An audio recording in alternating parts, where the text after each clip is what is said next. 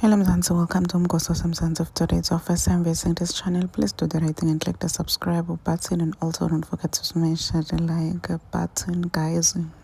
Indzaba yakho be-constable indzaba leyo hlezi isishada inhliziyo njalo, indzaba lesingeke size siyikhohlwe. Guys, kubuhlungu kakhulu lokhu kwendakalele laba constables labathathu labashone lapha emfuleni i-Henops River lapha eSenurian ku-N1. So i-girlfriend yakhe I shared my screenshots between Olinda and herself.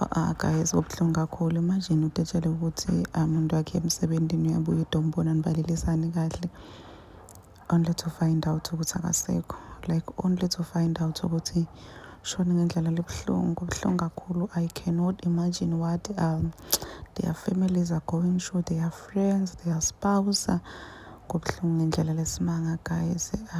Lokho akusinto longayifisela ngisho your worst enemy.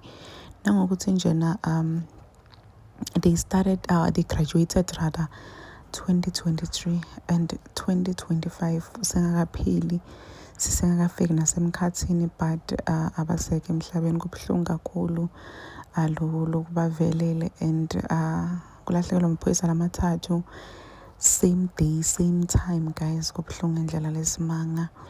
We send our condolences to their friends, to their families, nawo wonke nje umuntu lothinzakele ngale nto lebavelele. Kubuhlungu, guys. Kubuhlungu, akuchazeki nje, akukhulumeki, even short of words, I don't know what to say.